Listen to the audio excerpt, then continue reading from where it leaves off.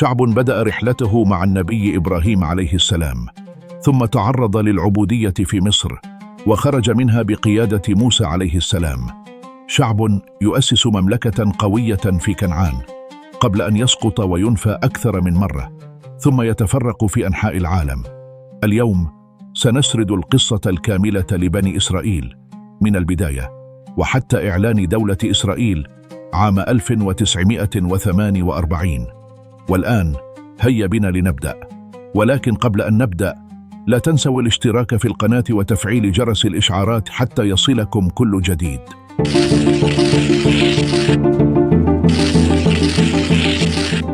تبدأ القصة بحسب الرواية التوراتية مع النبي إبراهيم عليه السلام، الذي نشأ في مدينة أور في بلاد الرافدين. كان إبراهيم مؤمنا بوجود إله واحد في وقت كان الناس فيه يعبدون الأصنام. غادر إبراهيم عليه السلام موطنه إلى أرض كنعان، وهناك وعد بأن نسله سيصبح أمة عظيمة. رزقه الله بابنه إسحاق، ثم جاء حفيده يعقوب الذي سمي إسرائيل، وهو الذي ينتسب إليه بنو إسرائيل. كان ليعقوب عليه السلام 12 ابنا أصبحوا فيما بعد أسباط بني إسرائيل. أشهرهم كان يوسف عليه السلام الذي حسده إخوته وباعوه، فانتقل إلى مصر وأصبح عزيزها. بعد سنوات حدثت مجاعة، فانتقل يعقوب وأبناؤه إلى مصر، واستقروا هناك في أرض جاسان تحت حماية يوسف عليه السلام. مع مرور الوقت تكاثر بنو إسرائيل وأصبح عددهم كبيرا، فخشي منهم الفراعنة واستعبدوهم. عاشوا في العبودية لسنوات طويلة، حتى ظهر النبي موسى عليه السلام الذي دعا فرعون إلى إطلاق سراحهم.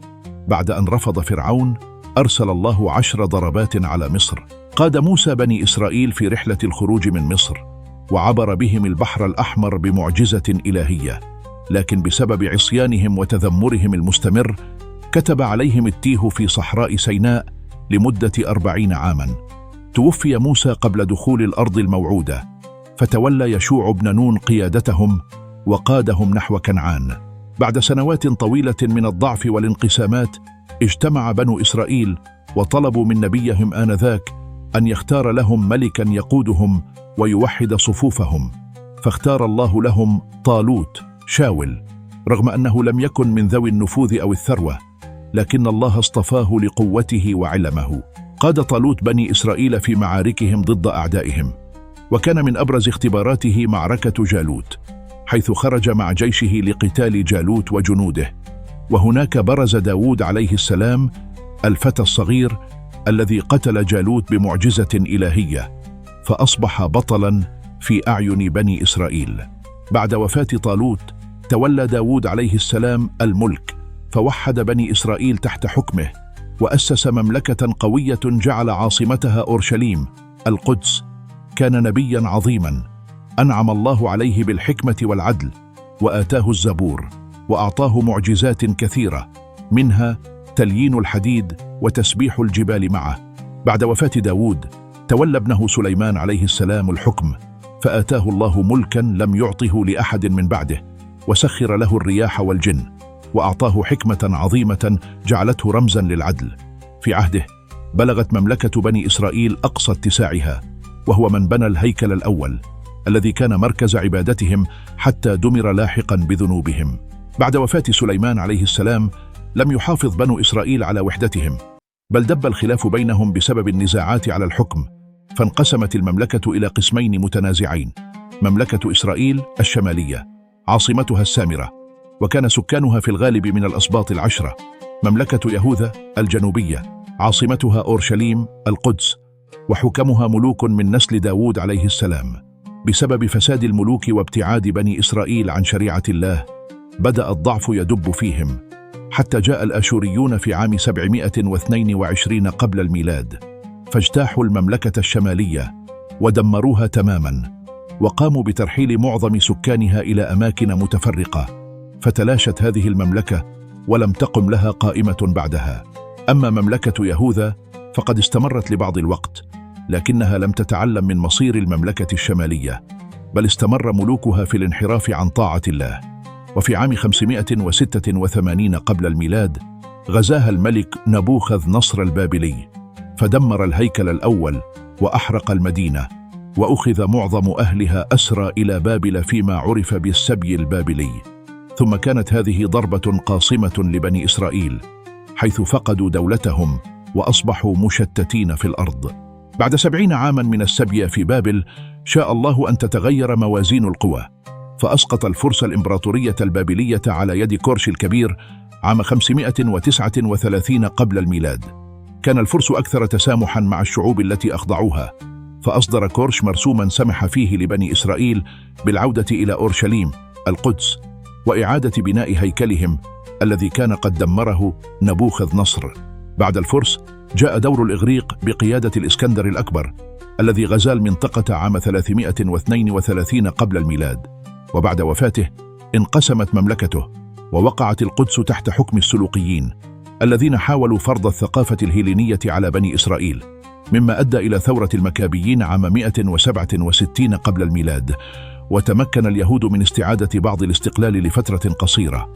ثم جاء الرومان عام 63 قبل الميلاد، فأخضعوا القدس لحكمهم وظلت تحت سيطرتهم حتى اندلاع ثورة يهودية ضدهم.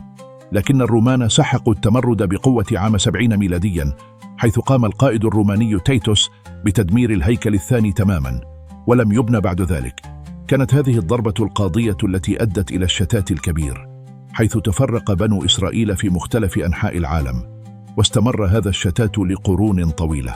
خلال العصور الوسطى عاش اليهود في مجتمعات منعزلة داخل أوروبا، غالبا في أحياء خاصة تعرف باسم الجيتو، وكانوا يمارسون مهنا محدودة مثل التجارة والربا، وهو ما أدى إلى كراهيتهم من قبل المجتمعات المسيحية هناك. عانوا من اضطهاد مستمر وواجهوا اتهامات مختلفة مثل التآمر وتسميم الآبار، مما أدى إلى موجات من المذابح والطرد الجماعي. مع تزايد الاضطهاد هاجر كثير من اليهود إلى أماكن أكثر تسامحا مثل الدولة العثمانية التي رحبت بهم وأعطتهم حرية ممارسة شعائرهم. كما انتقلوا إلى شمال إفريقيا، حيث عاشوا في مجتمعات يهودية مستقرة نسبيا، بعيدا عن الاضطهاد الذي تعرضوا له في أوروبا. مع دخول القرن التاسع عشر بدأت فكرة عودة اليهود إلى فلسطين تتحول من مجرد حلم ديني إلى مشروع سياسي منظم، وذلك في ظل تصاعد الاضطهاد الأوروبي ضد اليهود، خاصة في روسيا وأوروبا الشرقية. هنا ظهرت الحركة الصهيونية التي سعت لإقامة دولة يهودية في فلسطين، باعتبارها وفق زعمهم أرض الميعاد.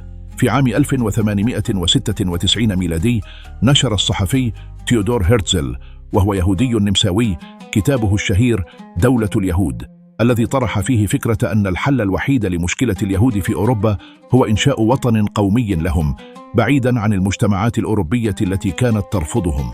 دعا هرتزل إلى السعي الدبلوماسي والسياسي لتحقيق هذا الهدف، وليس فقط الانتظار لحلول دينية أو طبيعية. وفي العام التالي 1997 ميلاديا عقد المؤتمر الصهيوني الأول في مدينة بازل بسويسرا بحضور عدد كبير من زعماء اليهود من مختلف أنحاء العالم، واتفقوا على العمل بكل الوسائل الممكنة لإقامة دولة يهودية في فلسطين، سواء عبر شراء الأراضي أو كسب دعم القوى العظمى. منذ هذه اللحظة أصبحت الصهيونية حركة سياسية نشطة، وبدأت الخطوات العملية لتحقيق هدفها على أرض الواقع. خلال الحرب العالمية الأولى أصدرت بريطانيا وعد اللورد آرثر بلفور عام 1917 الذي تعهدت فيه بدعم إقامة وطن قومي لليهود في فلسطين. بعد انتهاء الحرب أصبحت فلسطين تحت الانتداب البريطاني، وبدأت الهجرة اليهودية تتزايد، لكن ذلك أدى إلى تصاعد الاحتجاجات والمواجهات بين العرب واليهود، وظهرت جماعات صهيونية مسلحة مثل الهاغانا والإرغون التي نفذت هجمات ضد الفلسطينيين والقوات البريطانية. ولكن القرار رفض من العرب، واليهود قبلوه وبدأوا استعداداتهم لإعلان دولتهم.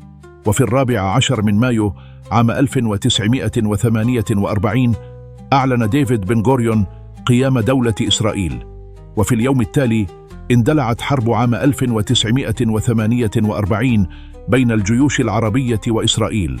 هكذا وصلنا إلى نهاية رحلة بني إسرائيل من بدايتهم التاريخية إلى تدمير مملكتهم ثم الشتات والعودة، وانتهاء بتأسيس دولة إسرائيل عام 1948. هذه القصة لم تنتهي عند هذا الحد، بل استمرت الصراعات، وشهد القرن العشرين تطورات كبيرة في الصراع العربي الإسرائيلي. إذا كنتم مهتمين بالمزيد من التفاصيل حول هذه القصة، أخبرونا في التعليقات. لا تنسوا دعمنا بالإعجاب والاشتراك في القناة، ونلقاكم في فيديو جديد قريباً.